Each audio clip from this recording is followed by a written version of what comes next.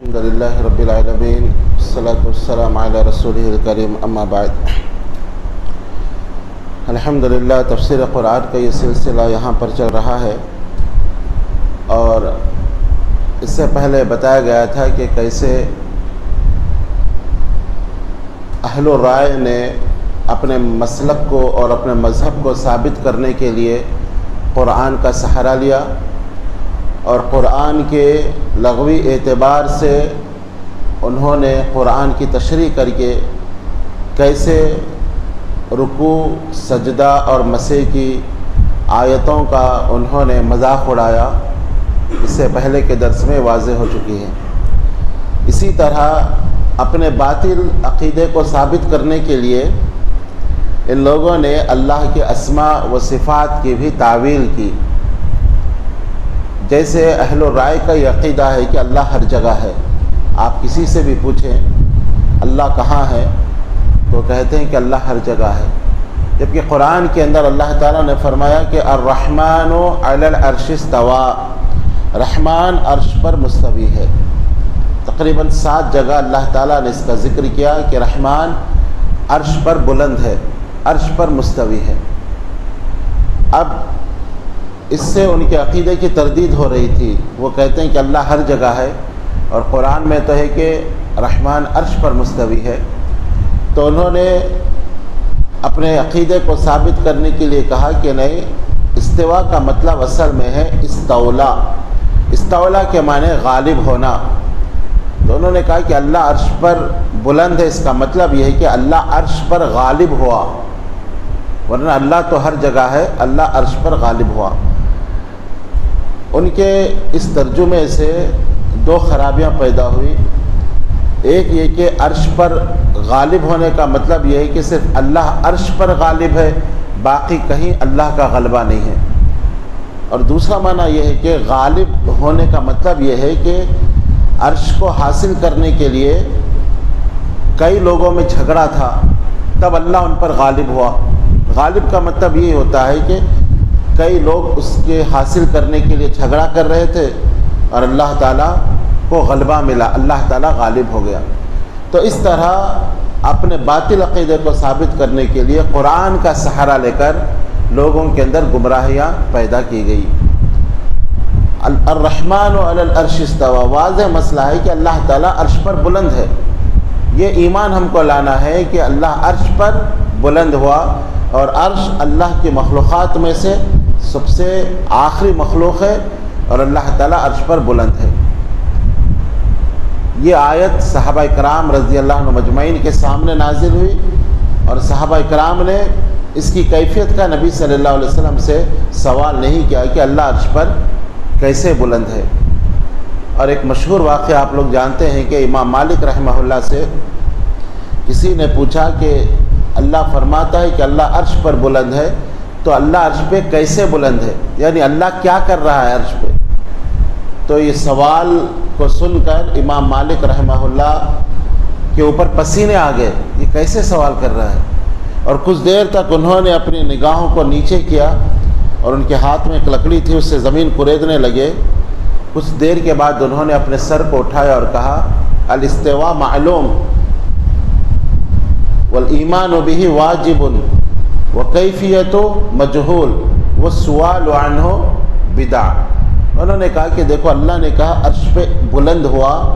یہ عرش پہ بلند ہونا یہ تو معلوم ہے کہ عرش پہ بلند ہوا، اور اس پر ایمان لانا یہ واجب ہے، اور اس کی کیفیت یہ مجہول ہے، ہم کو پتہ نہیں کہ وہ کیفیت کیا ہے اس کی، اور کہا کہ اس کے تعلق سے سوال کرنا یہ بدعت ہے، اور اس بدعتی کو یہاں سے باہر نکال دو۔ انہوں نے اپنی مجلس سے کہ وہ اللہ تعالیٰ کے تعلق سے لوگوں میں شکوک و شبہ رہا ہے، تو کہا کہ اس کو یہاں سے نکال دیا جائے۔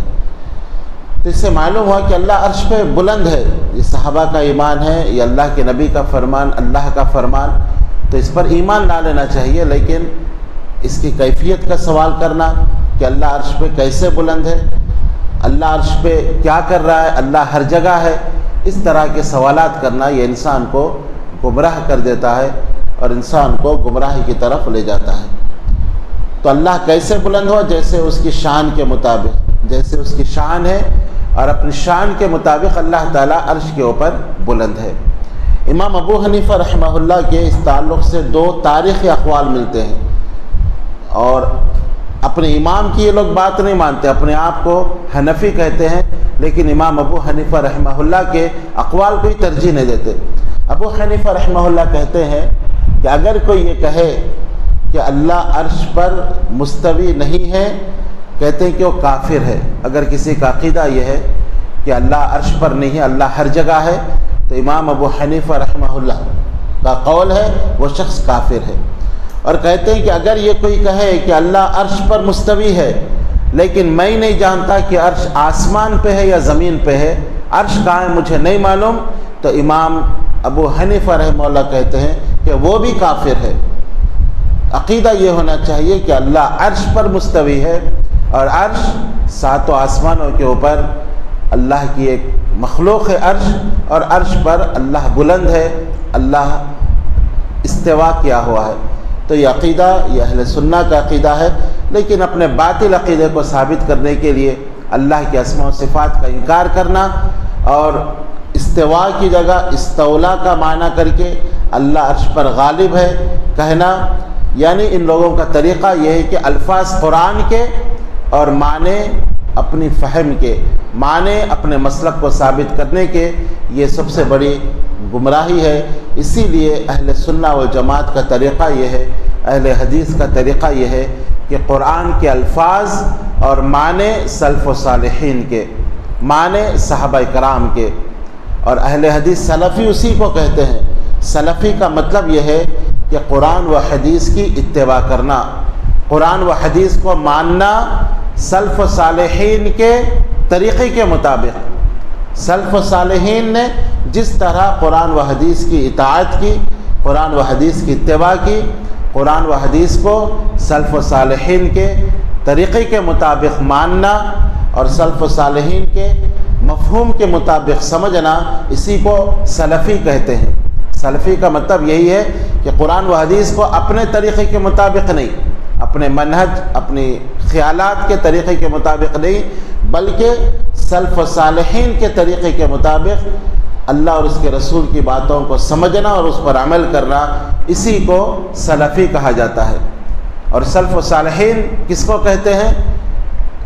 اس سے پہلے کے درس میں بتایا جا چکا ہے کہ تین زمانے، جس کو بہترین زمانے اللہ کے نبی نے کہا،